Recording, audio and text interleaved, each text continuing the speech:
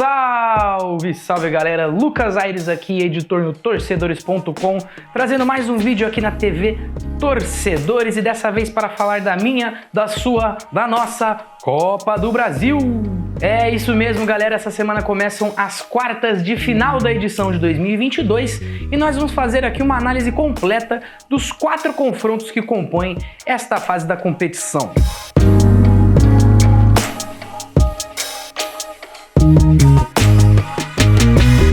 Pra quem não lembra, os jogos são entre Atlético Goianiense e Corinthians, entre Flamengo e Atlético Paranaense, entre São Paulo e América Mineiro e entre Fluminense e Fortaleza. Nós aqui do Torcedores demos uma olhada em cada um dos confrontos, analisamos um pouco do momento de cada time e demos uma pequena projeção sobre cada embate que teremos na Copa do Brasil. Começando por Corinthians e Atlético Goianiense, o Corinthians que eliminou o Santos nas oitavas de final e o Atlético Goianiense que eliminou o Goiás. Esse talvez seja o confronto menos equilibrado dessas quartas de final da Copa do Brasil. Entre um Corinthians que voltou a ser protagonista do futebol brasileiro neste ano com Vitor Pereira e a sua legião de veteranos, e o Atlético Goianiense que vive uma temporada um tanto instável, ainda que em 3 competições, mas brigando contra o rebaixamento.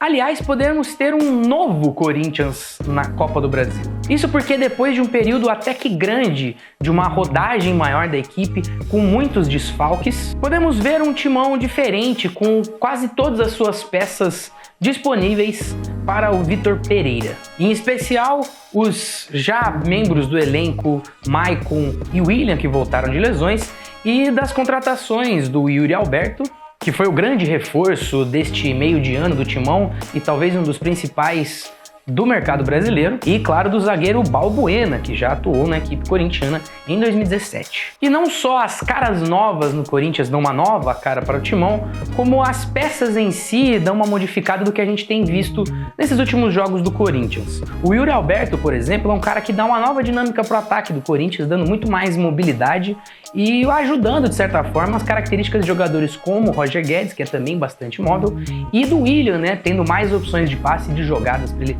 tabelar e fazer o que ele sabe fazer melhor, né? Mas isso, curiosamente, gera uma certa dúvida do que exatamente veremos do Corinthians nesse confronto com o Atlético Goianiense na Copa do Brasil. Porque o último mês, especialmente por causa dos desfalques, a gente viu um Corinthians bastante pragmático, né? Até pela necessidade. Acho que com exceção da vitória contra o Santos por 4-0 na própria Copa do Brasil.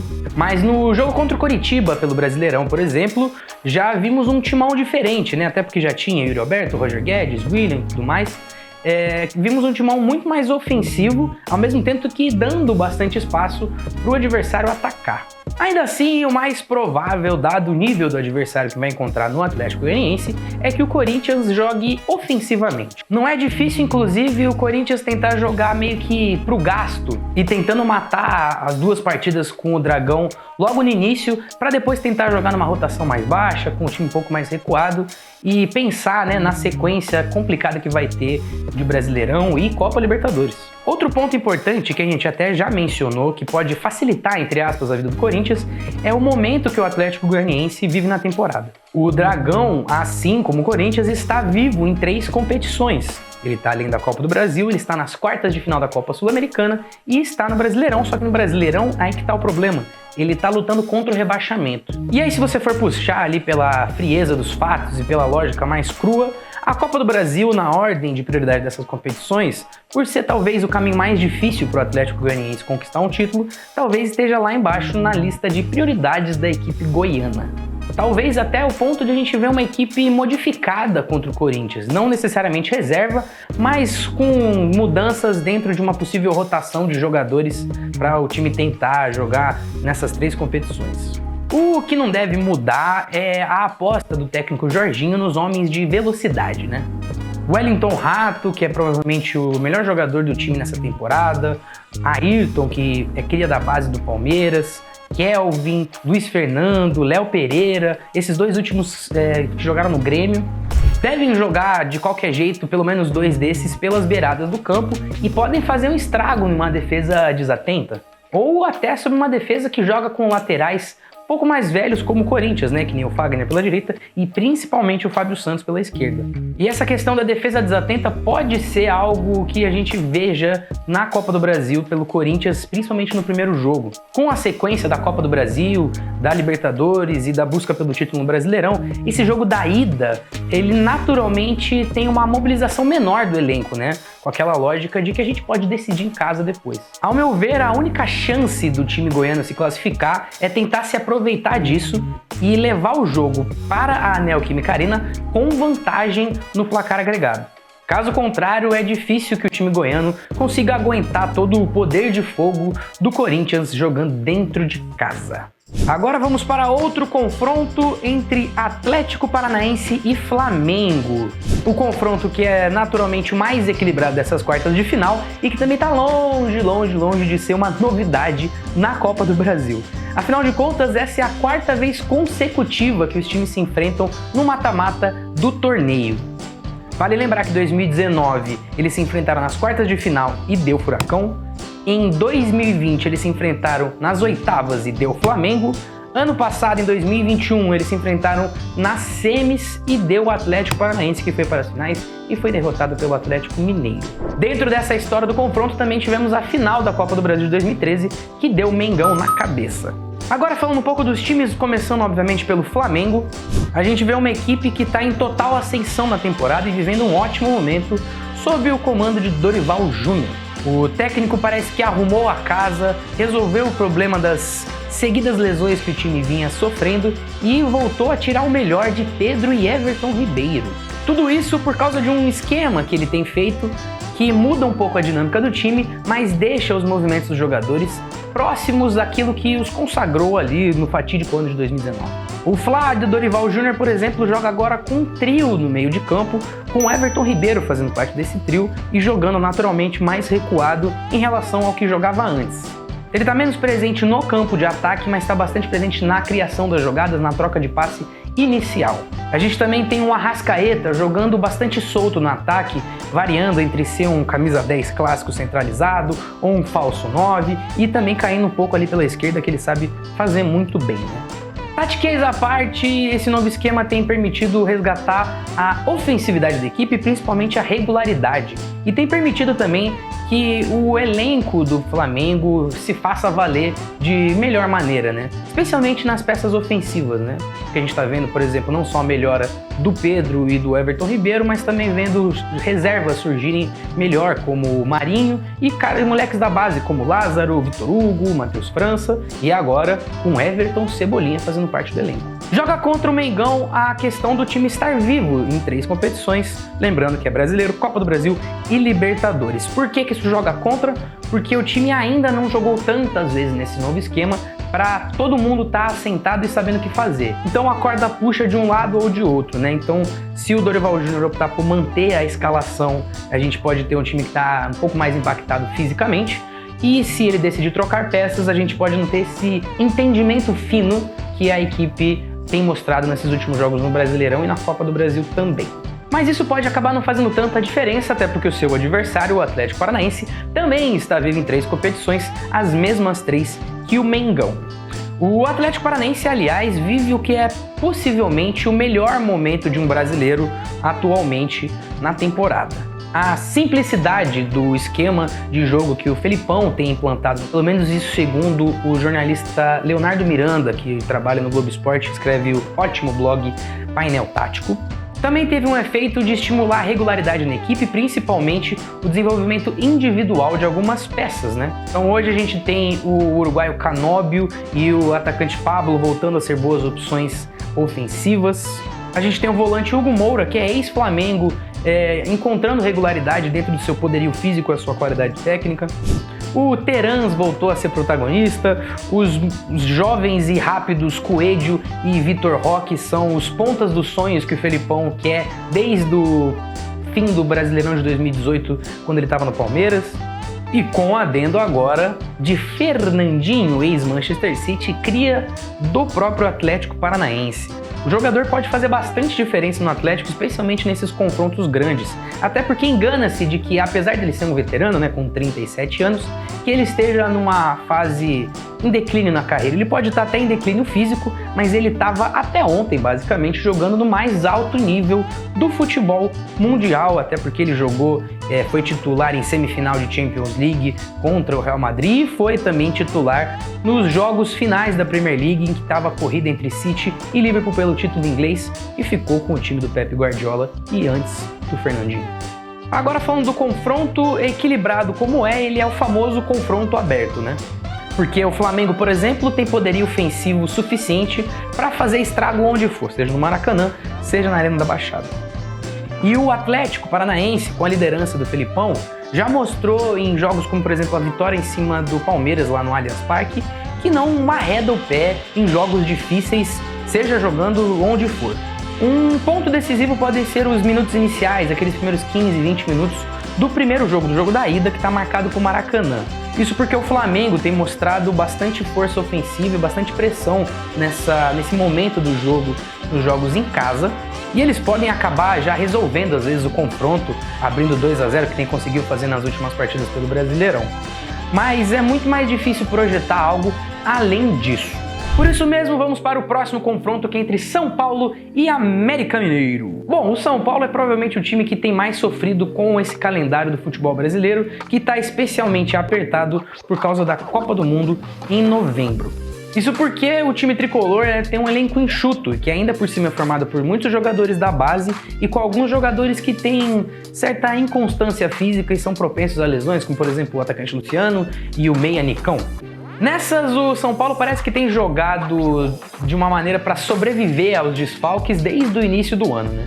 Então, de certa forma, dá para dizer que esse São Paulo é imprevisível, né? Tanto na maneira de jogar como nas escalações, o que não deixa de ser um mérito do técnico Rogério Ceni, que conseguiu envolver bastante gente e consegue tirar soluções para os determinados problemas em determinados jogos com jogadores que você não espera que entreguem, né? Como, por exemplo, o Luciano, que estava numa baixa na carreira e tem sido decisivo nesses últimos jogos, ou o meia Thales Costa, que é da base e tem conseguido se garantir ali no time titular, ou mesmo o zagueiro Luizão, né, que tem sido jogado aos leões em algumas partidas e também não tem comprometido. Além disso, como mostrado nas oitavas de final contra o Palmeiras, o São Paulo tem a capacidade, no mínimo, de conseguir colocar a cabeça no lugar, mesmo em momentos de maior pressão e de maior dificuldade. No fim das contas, o adversário do São Paulo até favorece um pouco essa situação dos desfalques, já que o América Mineiro, assim como o Atlético Goianiense, que vai jogar contra o Corinthians, e o Fortaleza, que vai jogar contra o Fluminense, também está brigando contra o rebaixamento no Brasileirão. A única diferença é que ele não está em 3 competições como os outros times, como mesmo o São Paulo, ele está só entre o Brasileirão e a Copa do Brasil. Essa situação pode até tirar um pouco o foco da equipe dentro da Copa do Brasil, mas não vai ser impossível de ver o time com a força máxima jogando contra o tricolor. Até porque o América Mineiro de Wagner Mancini tem um elenco interessante que foi montado pensando na Libertadores, né? Na defesa, por exemplo, tem peças interessantes com Iago Maidana e Germán Conte. E especialmente no ataque, com opções de velocidade como Pedrinho, Mateuzinho, Everaldo, Felipe Azevedo, e também na referência, né, do ataque com o Henrique Almeida, com Aloísio Boi Bandido, que jogou no São Paulo, os dois jogaram no São Paulo inclusive, e do veteraníssimo Wellington Paulista. Neste confronto, o jogo da ida deve ser bastante importante, o jogo vai ser no Morumbi. Isso porque o São Paulo tem mostrado enorme força e uma campanha excelente dentro de casa em toda a temporada, mas tem certas dificuldades jogando como visitante. Enquanto isso, o Coelho consegue se transformar jogando na Independência a ponto de ser competitivo bastante para poder eliminar o São Paulo, caso consiga chegar numa partida do Independência com alguma vantagem ou com o jogo ao seu alcance, né? Vamos ver o que vai rolar lá no Morumbi. E agora partimos para o último duelo das quartas de final, o duelo entre tricolores, entre Fluminense e Fortaleza. É um confronto também entre duas equipes legais de se acompanhar nessa temporada e nos últimos anos até. Especialmente o Fluminense com o Fernando Diniz, né? Claro que parte de ser legal de acompanhar o tricolor carioca se dá pelo famoso estilo de jogo do Fernando Diniz.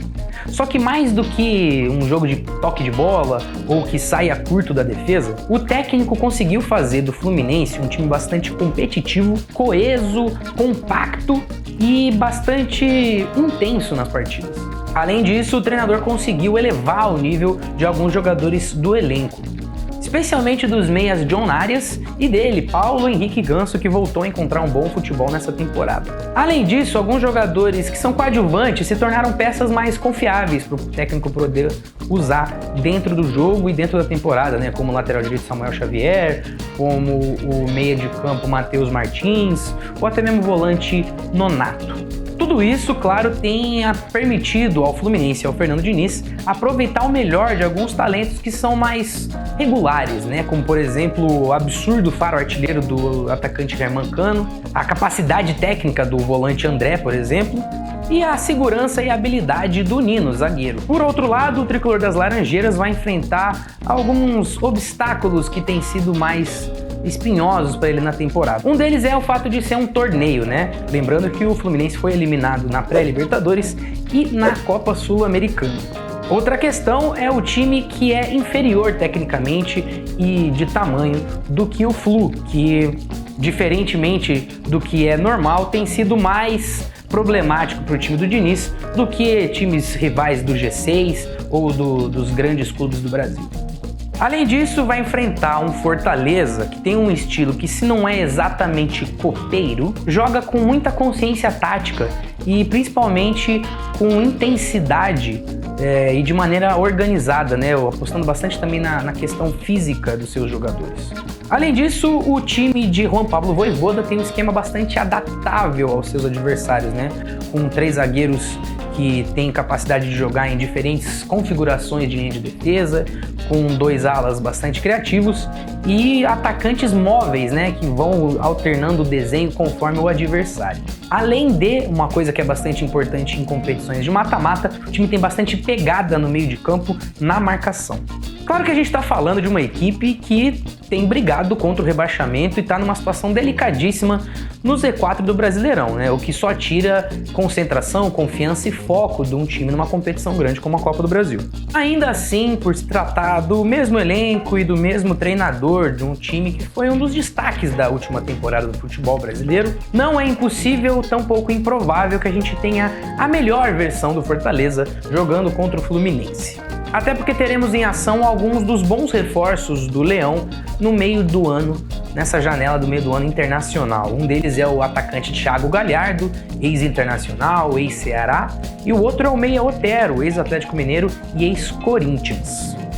Agora, quanto ao confronto em si, nem Fluminense nem Fortaleza tem campanhas notáveis dentro ou fora de casa, no sentido de que o mando de campo talvez não faça tanta diferença assim. Ainda assim, é difícil de imaginar que o Fortaleza se classifique para a semifinal sem sair do jogo da ida, que vai ser na Arena Castelão, com alguma vantagem. Ao mesmo tempo, não quer dizer que o Fluminense não consiga reverter alguma situação que esteja próxima, jogando dentro de casa no jogo da volta, especialmente se tiver um desses dias bons em que o dinismo dá muito certo e jogadores como Ganso e Cano jogam muita bola.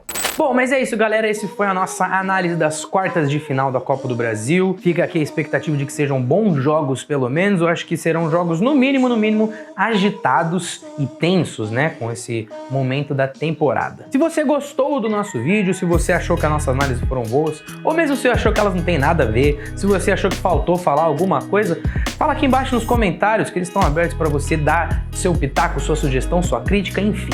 Já que você vai estar ali por baixo, considera deixar um joinha aqui no nosso vídeo para fortalecer o nosso trabalho e também fica o convite para você se inscrever no nosso canal e ativar as nossas notificações. Vale lembrar que você também pode compartilhar este vídeo no seu WhatsApp para aquele seu amigo que está ansioso para poder assistir a Copa do Brasil e que é torcedor dos times envolvidos nessa fase do mata-mata da competição nacional. Meu nome é Lucas Aires, eu sou editor do torcedores.com e eu vou ficando por aqui. Até a próxima. Valeu!